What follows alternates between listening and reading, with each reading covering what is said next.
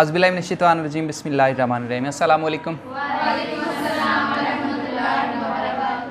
Today we are going to learn about the topic chemical bonding। इस chemical bonding के अंदर हम मुख्तलिफ बॉन्ड्स की टाइप्स पढ़ेंगे।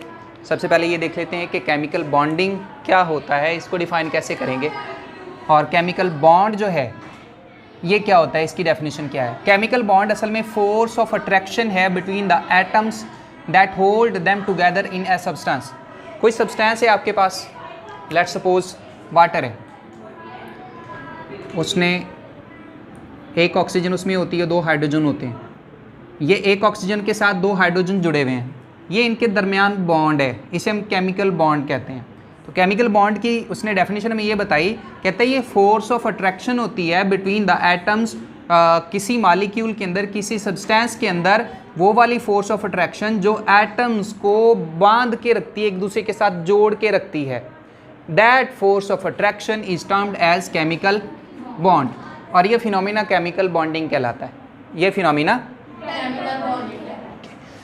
कितनी किस्म के बॉन्ड्स हम इसमें आपकी बुक के अंदर डिस्कस करेंगे, वो है ionic bond first of all है, जिसको आज हम डिस्कस करेंगे इंशाल्लाह।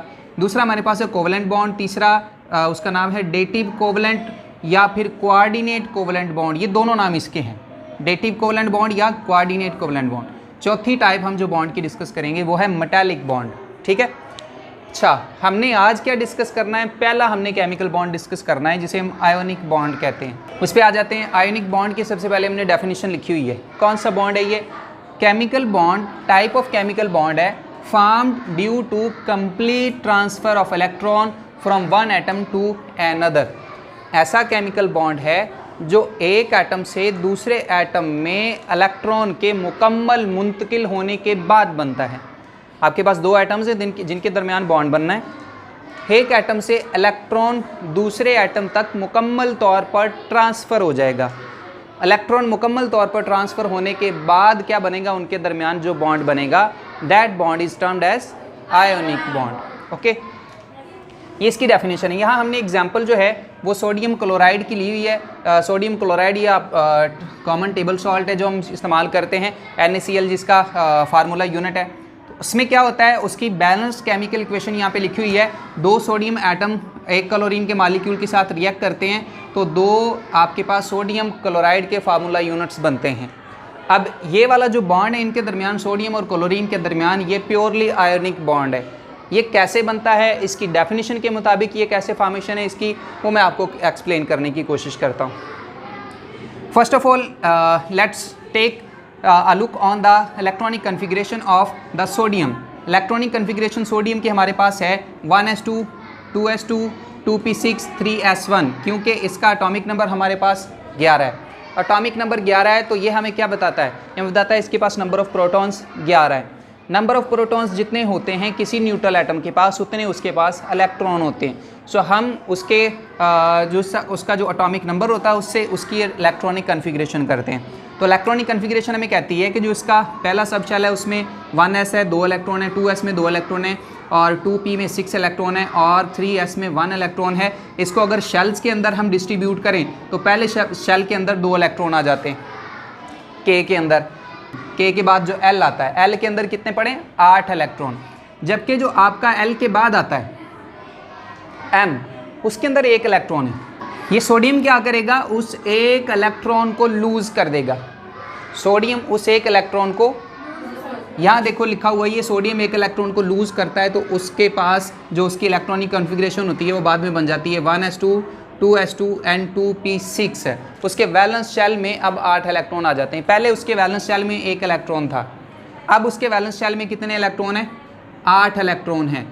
अब ये वाला बाहर वाला जो वैलेंस शेल है उसके अंदर से जब इलेक्ट्रॉन निकल जाएगा तो वो वैलेंस शेल नहीं रहेगा, उसके जो अंदर वाला शेल होगा अब वो वैलेंस शेल के तौर पे एक्ट करेगा।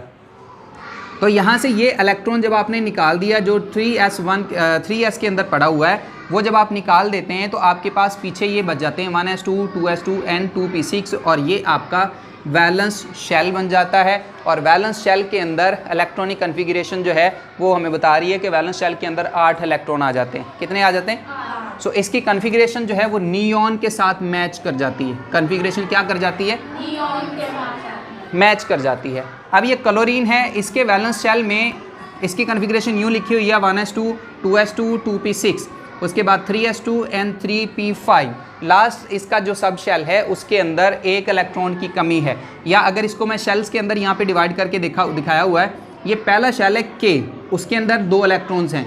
दूसरा शेल है L, उसके अंदर 8 इलेक्ट्रॉन है। जो तीसरा शेल है उसके अंदर 7 इलेक्ट्रॉन्स है। How many? 7 इलेक्ट्रॉन्स।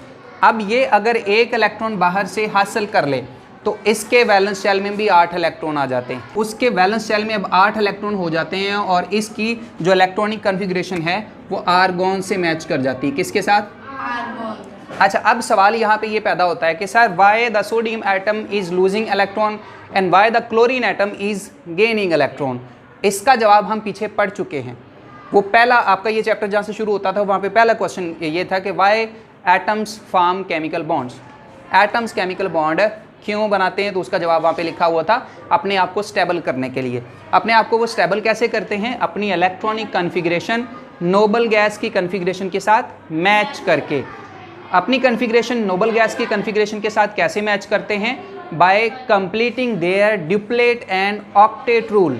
अपना डुप्लेट और ऑक्टेट रूल मुकम्मल करके अपनी इलेक्ट्रॉनिक कॉन्फ़िगरेशन किसके साथ मैच कर जाते हैं? Noble gases. जब नोबल गैसेस के साथ इलेक्ट्रॉनिक कॉन्फ़िगरेशन मैच कर जाती है तो अब वो स्टेबल हो जाते हैं। अब वो तो ये जो केमिकल बॉन्ड बन रहे हैं, जो एलिमेंट्स, जो एटम्स एक दूसरे के साथ बॉन्ड बनाते हैं, वो क्यों बनाते हैं? अपने आप को स्टेबल करने के लिए।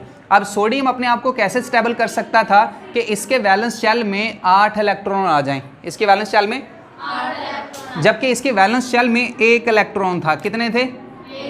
इसको अपना ये वाला वैलेंस शेल मुकम्मल करने के लिए मज़ीद 7 इलेक्ट्रॉन्स की ज़रूरत थी जो वो किसी से ले सकता। वो 7 इलेक्ट्रॉन का लेना इसके लिए मुश्किल था, इम्पॉसिबल था। तो वो क्या करता है? अपने वैलेंस शेल में से 1 इलेक्ट्रॉन निकाल देता है और जो अंदर वाला शेल होता है उसको फिर वैलेंस शेल के तौर पे पेश करता है, उसको वैलेंस शेल बना लेता है। ठीक है। क्लोरीन के केस में क्या है कि इसके वैलेंस शेल के अंदर 7 इलेक्ट्रॉन्स हैं और इसको अपना ऑक्टेट मुकम्मल करने के लिए 1 इलेक्ट्रॉन की ज़रूरत है। दो सूरतों में ये अपना ऑक्टेट मुकम्मल कर सकता है, या तो इस वैलेंस शेल के 7 इलेक्ट्रॉन निकाल दे और पीछे वाला जो शेल है, जैसे सोडियम की सूरत में के केस में कि पीछे वाला जो शेल है वो वैलेंस शेल के तौर पे एक्ट करे। लेकिन 7 इलेक्ट्रॉन निकालना किसी एटम के लिए आसान नहीं होता। तो ये 7 इलेक्ट्रॉन निकालने की बजाय 1 इलेक्ट्रॉन गेन कर लेता है। 1 इलेक्ट्रॉन गेन कर लेता है। सोडियम 7 इलेक्ट्रॉन गेन करने की बजाय 1 इलेक्ट्रॉन लूज कर लेता है। सो यूँ हमारे पास 2 आयंस बन गए। क्या बन गए? एक सोडियम का आयन बना हमारे पास इलेक्ट्रॉन लूज करने के बाद, और एक क्लोरीन का आयन बना हमारे पास 1 इलेक्ट्रॉन गेन करने के बाद। अब अगर हम इन आयंस की कॉन्फ़िगरेशन देखें तो ये नोबल गैसेस के साथ मैच कर रही है। 1s2 2s2 एंड 2p6 ये नियॉन की नोबल जो कॉन्फ़िगरेशन है, इलेक्ट्रॉनिक कॉन्फ़िगरेशन, उसके साथ मैच कर रही है।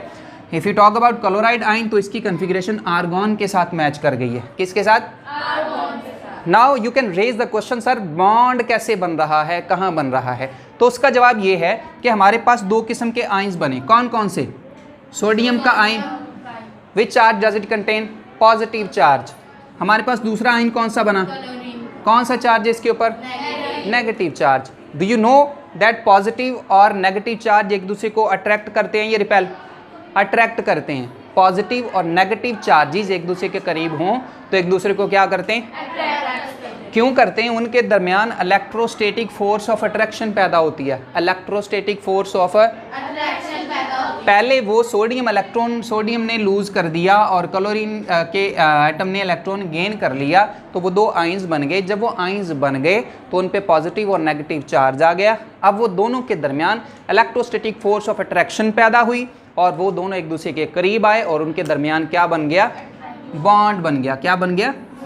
बॉन्ड बन गया। सो यूं जो है वो आयनिक बॉन्ड फॉर्मेशन होती है। इसकी डेफिनेशन में यही लिखा हुआ था कि टाइप ऑफ केमिकल बॉन्ड है जो कि बनती है by the complete transfer of electron from one atom to another, कि एक एटम से दूसरे एटम में इलेक्ट्रॉन मुकम्मल तौर पर ट्रांसफ़र हो जाता है, मुंतकिल हो जाता है। तो ये इलेक्ट्रॉन की मुंतकिल ट्रांसफ़र होने के बाद क्या जो बॉन्ड बनता है वो कौन सा कहलाता है?